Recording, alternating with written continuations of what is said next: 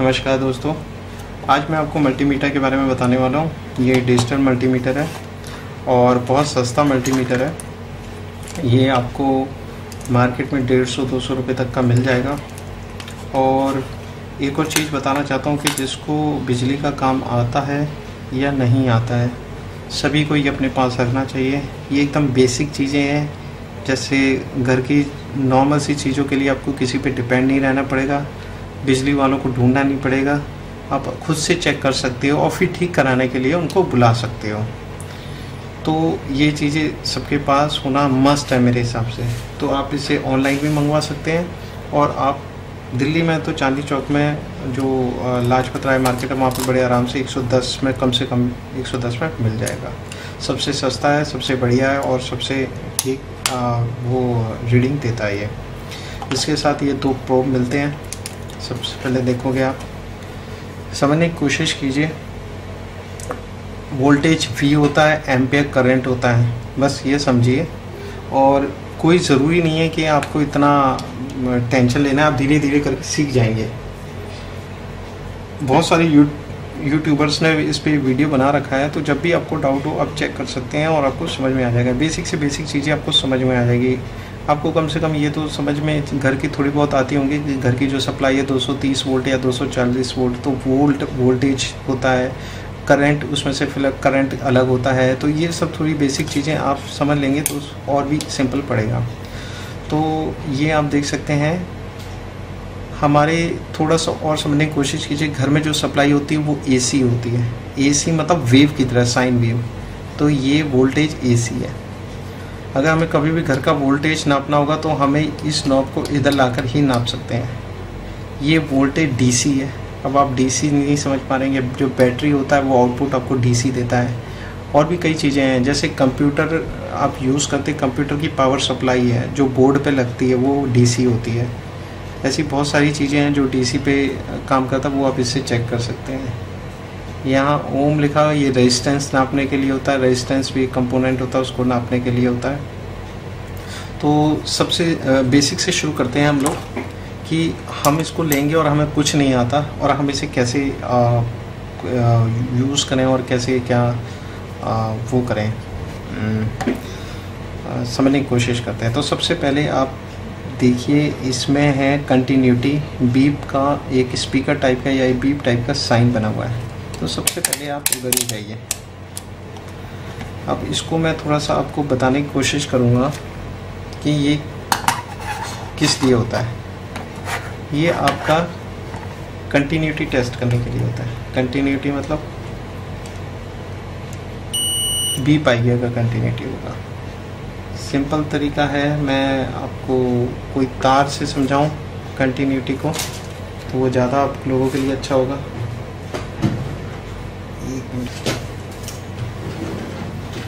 चलो ज़्यादा दूर नहीं जाए। ये जैसे ये आप तार समझ लो, ये देख सकते हो, ये प्लग लगा हुआ है, ये तार यहाँ से टूटे हैं। हो सकता है कि इसके तार में भी कहीं बीच में से ब्रेक हो चुका हो। तो अब हम कंटिन्यूटी टेस्ट कैसे करेंगे कि एक साइड इधर टच करेंगे और एक साइड इधर टच करेंगे।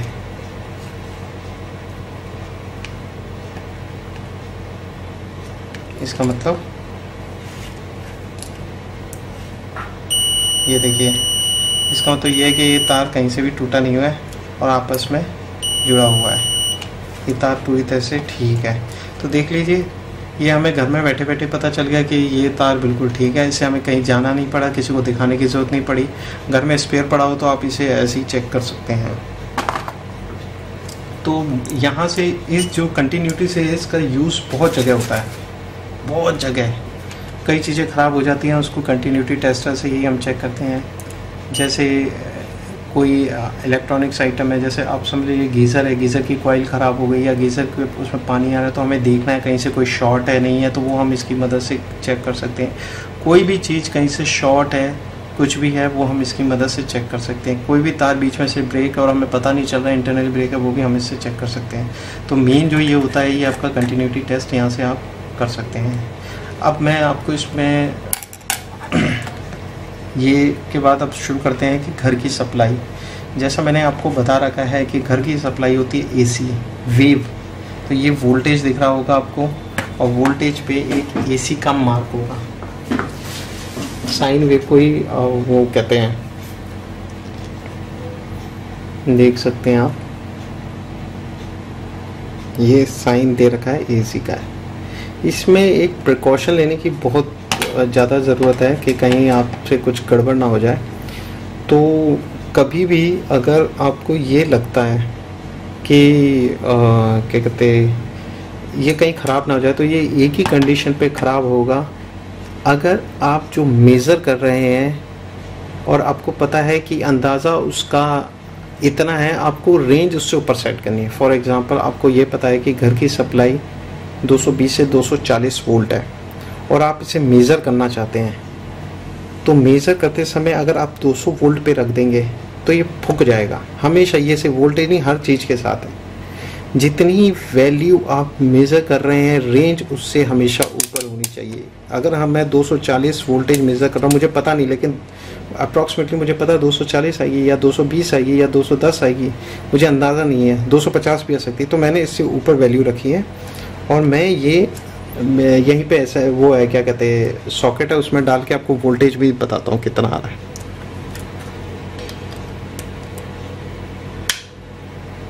देखिए, दिख रहा है आपको कि नहीं दिख रहा, कितना आ रहा है, 221 आ रहा है। अगर ये आप 200 पे सेट करते तो ये फूकने के इसके चांसेस होते मतलब अंदर से ख़राब होने के बोर्ड के। तो इसलिए हमेशा ध्यान रखिए कि जब भी आप मेज़र करें हमेशा रेंज ऊपर रखें। ये सबसे पहली चीज़ है, इसे ध्यान रखना होगा आपको। उसके बाद आप कोई भी चीज़ बड़े आराम से मेज़र कर सकते हैं। DC वोल्टेज यहाँ से मेज़र होगा। मैक्सिमम चीज़ें जो चेक होती है वो कंटिन्यूटी पे ही होती हैं, कि कहीं शॉर्ट नहीं होगा, कहीं ओपन नहीं हो गया, वो इस कंटिन्यूटी चेक से ही होती है। इसमें आप करंट DC भी मेज़र कर सकते हैं। इसमें लिखा हुआ है करंट DC, देखो इसमें भी लिखा हुआ कितना एम्पियर। करंट जो होता है उसकी यूनिट होती है, उसे बोलते हैं एम्पियर। तो ए जो भी दिखेगा आपको ए करके, उसमें आपको करंट मेज़र कर सकते हैं। तो ये DC करंट मेज़र कर सकते हैं। इसमें ये वोल्टेज मेज़र कर सकते हैं, V दिख रहा होगा आपको। सीधी लाइन बनी है मतलब DC, और वेव बना है मतलब AC। तो ये आप इससे ये मेज़र कर सकते हैं। एक और चीज़, करंट जब भी मेज़र की जाएगी तो करंट के लिए आपको ये वाला जो पोर्ट है, आप देख रहे होंगे, ये वोल्टेज ओम से निकाल के आपको एम्पियर में रखना पड़ेगा। ठीक है, वोल्टेज ओम ये इससे निकाल के इसमें रखना पड़ेगा। ये रेजिस्टेंस मेज़र करने के लिए होता है। ये साइन देख रहा है, इसे ओम बोलते हैं। रेजिस्टेंस का जो यूनिट होता है उसे ओम कहा जाता है। वोल्टेज का यूनिट होता है वोल्ट। ये तो आपको रटा होगा कि क्योंकि आपको इस घर की सप्लाई में 240 वोल्ट आ रहा है, तो वोल्ट उसकी यूनिट कहलाती है। ऐसी एम्पियर करंट की यूनिट कहलाती है। आप कहीं सुनते होंगे कि बैटरी का ही आप देखते होंगे कि 35 एम्पियर, सुना होगा आपने बहुत सारी जगह। ऐसे ही रजिस्टर होता है, रजिस्टर की ये यूनिट होती है ओम। तो ये मल्टीमीटर से ये सारी चीज़ें हम मेज़र कर सकते हैं। इसमें बहुत सारी चीज़ें, लेकिन बेसिक चीज़ें आपको समझनी है। आप नए तरीके से शुरू करना चाहते हैं अपने घर में, तो आपको मेन ध्यान रखना चाहिए कि एक तो कंटिन्यूटी टेस्टर और वोल्टेज करंट, बस इतना ही ध्यान रखिए। बाकी आप धीरे धीरे सीख जाएंगे।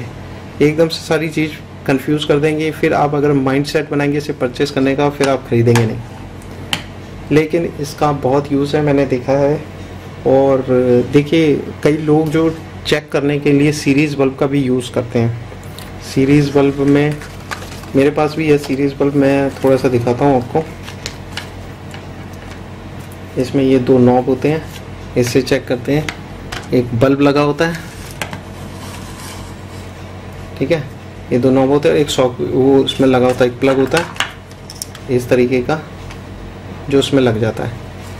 लेकिन इसमें रिस्क होता है क्योंकि डायरेक्ट सप्लाई आ रही होती है, गलती से हाथ सप्लाई में लग जाए तो करंट आने के चांसेस बहुत होते हैं। और नए लोगों के लिए ये बिल्कुल ठीक नहीं है। नए लोगों को मल्टीमीटर पे ही काम करना चाहिए और मल्टीमीटर का ही यूज़ करना चाहिए, क्योंकि धीरे धीरे ही आदमी सीखेगा। आदमी चाहता है कि उसे घर की बेसिक चीज़ें तो आनी चाहिए। तो सबसे बढ़िया है कि आप मल्टीमीटर ज़रूर खरीदें और धीरे धीरे शुरू कीजिए। तो ये इसका रिव्यू था। अगर आपको मेरा वीडियो पसंद आया और इसी तरीके की और भी आप वीडियो देखना चाहते हैं तो प्लीज़ इसे लाइक कीजिए, सब्सक्राइब कीजिए, शेयर कीजिए। और thank you for watching my video. Thank you.